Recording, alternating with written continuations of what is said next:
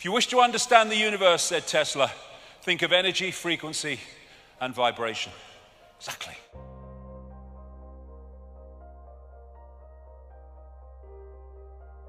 The brain is not who we are. It is a processor of information and a communicator of information. As this man rightly said, looking for consciousness in the brain is like looking inside a radio for the announcer. The radio is just decoding information. That's what the brain body is doing. The brain is dark but sees light. How is that possible? How can my brain be totally dark and I see this light? Because that light in its prime form, like everything else, is just an information source. And I'm decoding that information source in here into the visual reality of light, because that's what the information contains. Thus, that's what it manifests when I decode it. So, this is right. There is no spoon. It's not the spoon that bends, it is only yourself. Because that spoon only exists in that form when you decode it from energetic information. Information is encoded in what we call light. White light contains all the colors of the spectrum. Isaac Newton called the rainbow a spectrum because out of the Latin word for apparition or phantom, that's where we get the word spectre from. And colors are frequencies. They're just different frequencies, and when we decode them, we see that color. We think those flowers are red and yellow. They're not. Nothing has any color. The color is decided in our perception of it by whether it reflects certain frequencies or whether it absorbs certain frequencies. We're only seeing light that reflects. Thus, we're only seeing that color which is reflected by the object. Therefore, it seems to be that color. Light radiation is information, and the frequency or wavelength vibration is its delivery system. The information dictates the frequency. This is mainstream science. They talk about dark energy, dark matter. So you have this massive area of stuff they say exists in this universe which we can't see.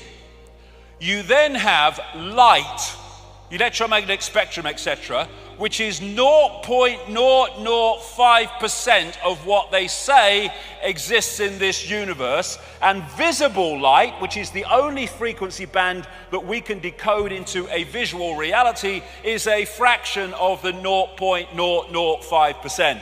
This is the visible spectrum within the electromagnetic spectrum. Look at it, it's tiny. And that's all that we can see. We are in a frequency band. We call it the world, we call it reality, but there are other frequency bands interpenetrating this one, like radio stations and television stations, sharing the same space. And what you perceive is what you can decode, what you are. And so through the body we perceive in a visual sense what the body can decode, which is this little band of frequencies. So what is the universe? It is information. And what is the universe? It is information decoding information.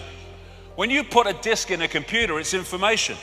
The computer is information. It decodes the information. One part of information is encoded to be decoded. One information source is encoded to decode.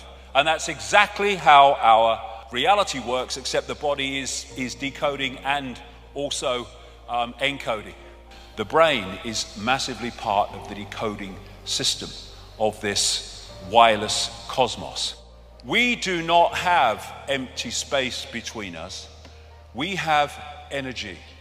We have electromagnetic energy, and we have in that energy information. And from that, what I call the biological computer decodes that information into a sense of reality that we think is solid, but simply cannot. And the most dense of things, rocks, mountains, however they may be indestructible, they are at their base form an energetic information field. The more dense the energy, the lower the frequency, the denser and more solid the form appears to be. The base form of our reality is waveform, energetic waveform, which can carry extraordinary amounts of information. I call it the metaphysical universe. Nikola Tesla, the genius from which so much came, one of the great scientific geniuses of modern times, who in effect gave us the electrical system. He gave us radar because it was stolen from him. And he could see beyond the physical that we perceive. And he said, the day science begins to study non-physical phenomena, it will make more progress in 1 decade than in all the previous centuries of our existence. Why? Because you go to the source of the reality instead of the decoded expression of that reality. So we live in this cosmic internet. On one level, it operates on an electromagnetic level. Of course, the brain is working electrically as it interacts with it. So what is the internet? People say, well, it's like pictures and text and colors on a screen. Well, yes, it is, but only on the screen. Everywhere else, it's electronic circuits and all that gadgetry. What is television? Well, it's pictures on a screen. Yes, it is, but only on the screen. Everywhere else, television, in the analog sense, is frequency fields or the electrical kit that they do now with digital. And our body-mind, the body-mind as I call it, is like a computer system which allows us to experience this reality. If you look at the body, it's just like a computer in its basic sense. When the computer don't work anymore, won't switch on, what do you say? My computer's dead. It goes into sleep mode to save energy. It has an antivirus system. That's our immune system. Best antivirus system ever. The brain is the central processing unit. And then you have DNA, which is basically the hard drive.